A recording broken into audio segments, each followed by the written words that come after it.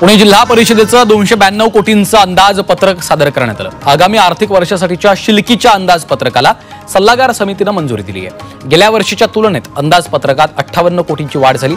शैक्षणिक गुणवत्ता वाढ आणि प्राथमिक आरोग्यावर अर्थसंकल्पात प्राधान्य देण्यात आले।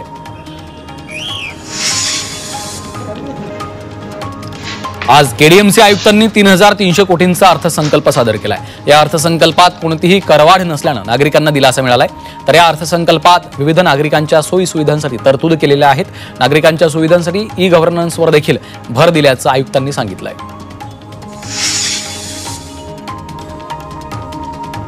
औरंगजेब हा क्रूर राजा होता, अशा हिंसक राजाचं अस्तित्व राज्यात नको, अशी भूमिका मंत्री संजय शिरसाटांनी मांडली आहे। अमेरिकेनं लादेनला मारलं आणि उचलून समुद्रात टाकलं, त्याची कबर दिसते का? मग औरंगजेबाची कबर कशाला हवी, असं देखील शिरसाटांनी म्हटलंय। नागपूर हिंसाचार प्रकरणाचं बांगलादेश कनेक्शन असल्याचा संशय पोलिसांना आहे। नागपूर हिंसाचार प्रकरणी काही पोस्ट बांगलादेशातून आल्याची माहिती पोलिसांना मिळाली। काही पोस्टवर बांगलादेशी लिंक असल्याचं पोलीस तपासातून समोर आलेलं आहे। या पोस्ट बऱ्याच आक्षेपार्ह आणि चिथावणी देणाऱ्या असल्याचं माहिती पोलिसांना मिळाली आहे। प्रशांत कोरटकरच्या अडचणीमध्ये आणखी वाढ होण्याची शक्यता आहे। कोरटकरनं मोबाईल पोलिसांकडे जमा करताना फॉर्मॅट केलाय, त्यामुळे कोरटकरवर पुरावा नष्ट केल्याचा गुन्हा दाखल होण्याची शक्यता आहे। अटकपूर्व जामीन नाकारल्यापासून कोरटकर फरार आहे। येरवड्यात भर रस्त्यात लघुशंका तसंच अश्लील कृत्य करण्याच्या प्रकरणामध्ये आरोपी भाग्येश ओसवालला सशर्त जामीन मंजूर झालाय। अश्लील कृत्य करणारा गौरव अहुजाचा मुक्काम अद्याप तुरुंगातच आहे। म्हणणं मांडण्यासाठी येरवड्या पोलिसांनी मुदतवाढ मागितली आहे।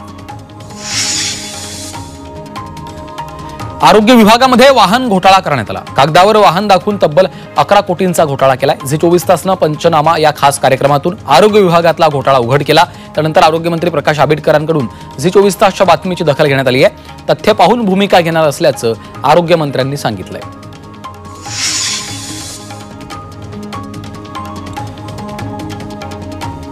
भारत छोडो चळवळी दरम्यान स्वातंत्र्य सैनिकांसाठी गुप्त आश्रयस्थान म्हणून प्रसिद्ध असलेल्या लक्ष्मी निवास या बंगल्याची विक्री करण्यात आली। मुंबईतील प्रतिष्ठित नेपियन सी रोडवर हा बंगला आहे। तब्बल 276 कोटी रुपयांना बंगला विकण्यात आला। 19,891 चौरस फूट बंगल्याची मालकी असलेल्या कपाडिया कुटुंबानं ही मालमत्ता वागेश्वरी प्रॉपर्टीज प्रायव्हेट लिमिटेडला विकली आहे।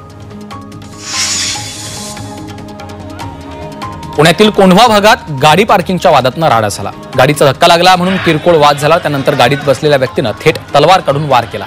या घटनेनंतर जमावानं आरोपीला चांगला चोप देत पोलिसांच्या ताब्यात दिलं। विशेष म्हणजे ज्या गाडीची कट लागली त्या गाडीच्या डॅशबोर्डवर पोलिसांची पाटी होती। राज्यामध्ये गुन्हेगारीचं प्रमाण वाढलं होतं, अशी आकडेवारी समोर आली आहे। राज्यात 2 वर्षात महिला अत्याचाराच्या 93,000 घटना घडलेल्या आहेत। त्यामध्ये बलात्कार, अपहरण, हुंडाबळी, पती आणि नातेवाईकांकडून झालेली क्रूर कृत्य या गुन्ह्यांचा समावेश आहे। लहान मुलांसंदर्भातल्या गुन्ह्यांचा आकडा देखील 9,000पेक्षा जास्त आहे। तर 18,000 मुली महिलांचं अपहरण केल्याचं समोर आलंय। कोल्हापूर पोलिसांनी घरफोडी करणाऱ्या चोरट्यांना अटक केली आहे। या आरोपींकडून 10 लाखांच्या मुद्देमालासह सोन्या चांदीचे दागिने जप्त केलेत। तर या आरोपींवर वेगवेगळ्या प्रकारचे गुन्हे दाखल आहेत।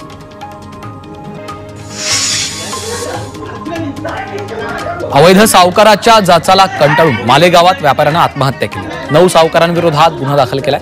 या प्रकरणी 57 अवैध सावकारांचे पोलिसांकडून जबाब नोंदवल्याची माहिती आहे। तर या प्रकरणामध्ये आणखी काही सावकार अडकण्याची शक्यता आहे।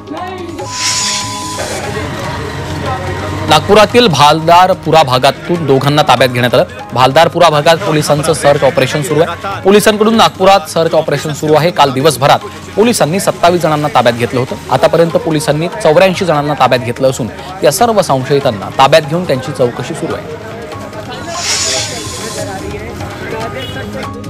लातूर जिल्ह्यात शिक्षक आणि विद्यार्थ्यांच्या नात्याला काळीमा फासणारी धक्कादायक घटना उघडकीस आली आहे। घराच्या शेजारी राहणाऱ्या 45 वर्षांच्या शिक्षकानं 14 वर्षीय अल्पवयीन मुलीचा विनयभंग केल्याची धक्कादायक घटना मुरुडमध्ये घडली। आरोपी शिक्षक तानाजी कोळीला पोलिसांनी अटक केली आहे। नाशिकमध्ये 1300हून अधिक रिक्षा चालकांवर कारवाई झाली आहे। विना परवाना विना गणवेश रिक्षा चालवणाऱ्यांना दणका दिलेला आहे। शालिमार इथल्या मारहाणीनंतर पोलिसांनी ही कारवाई केली। रिक्षा चालकांच्या तपासणीसाठी पोलिसांचं खास पथक तयार केलंय। नाशिक दुहेरी हत्याकांड प्रकरणी 5 जण ताब्यात घेतलेत। पूर्ववैमनस्य आणि वर्चस्वाच्या वादातून खून झाल्याचं उघड झालंय. उमेश जाधव, प्रशांत जाधव यांची नाशिकमध्ये हत्या झाली होती. उमेश जाधव हे एनसीपीचे शहर उपाध्यक्ष असल्याची माहिती आहे. दक्षिण मुंबईतल्या एका वृद्ध महिलेची 20 कोटींची फसवणूक केली आहे. अटक करण्याची धमकी देत सायबर गुन्हेगारांनी महिलेला 20 कोटींचा गंडा घातला. फसवणूक करणाऱ्यांपैकी दोघांना पोलिसांनी अटक केली आहे.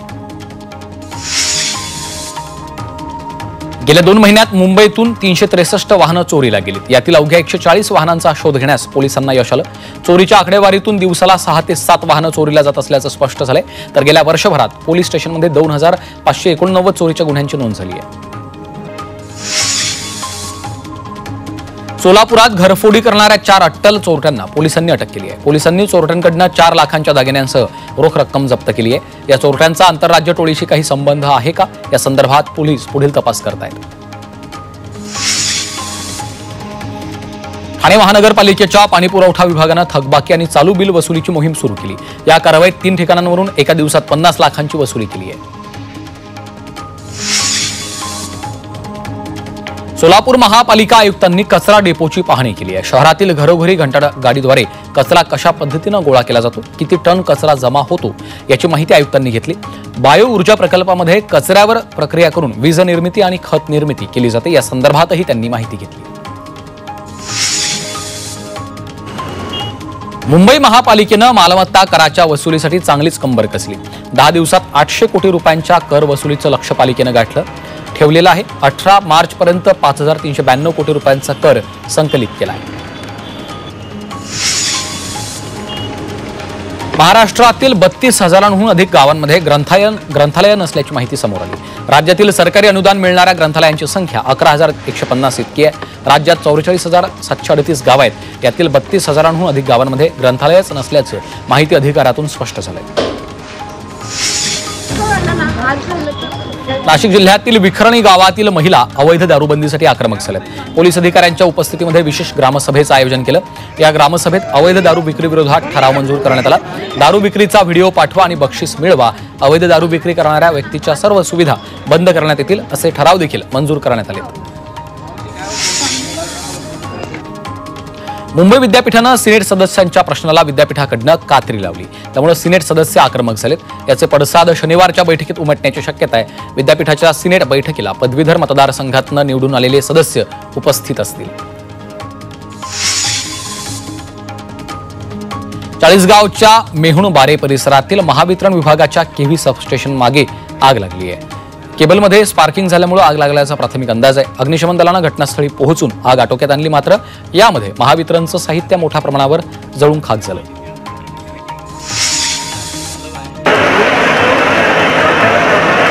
छत्रपती संभाजीनगरमधील आझाद चौकात लाकडांच्या दुकानाला भीषण आग लागली. या आगीमध्ये 10 ते 15 दुकानं जळून खाक झाली. ही सगळी दुकानं लाकडांची होती, तर काही दुकानं जुन्या फर्निचरची होती. शॉर्ट सर्किटमुळे आग लागल्याचा प्राथमिक अंदाज व्यक्त केला जातो. अग्निशमन दलानं मोठ्या प्रयत्नाला आगीवर नियंत्रण मिळवलं.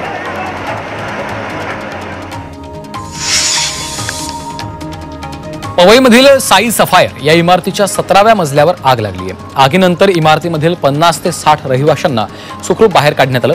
अग्निशमन दलानं घटनास्थळी धाव घेत आगीवर नियंत्रण मिळवलं आहे. यात सुदैवानं जीवितहानी टळली. मात्र आगीचं कारण अद्याप समजू शकलं नाही.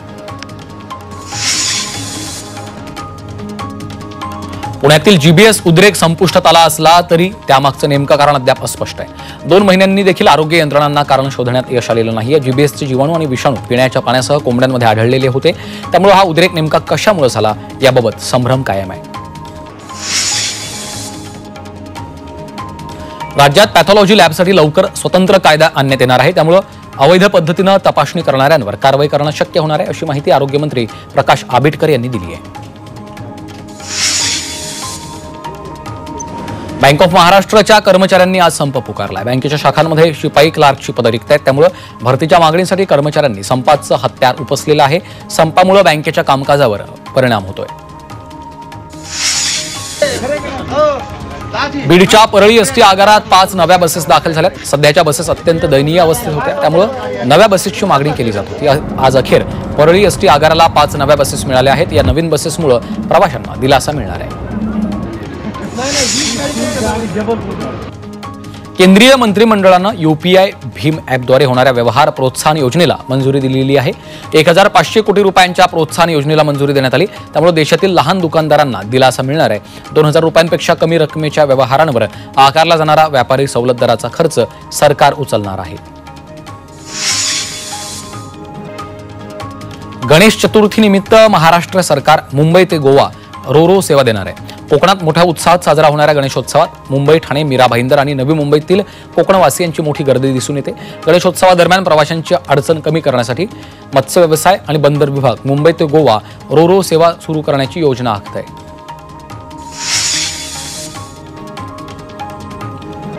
NHLML रायगड किल्ला, माथेरान आणि एलिफंटा लेण्यांसह 45 रोपवे विकसित करणार आहेत.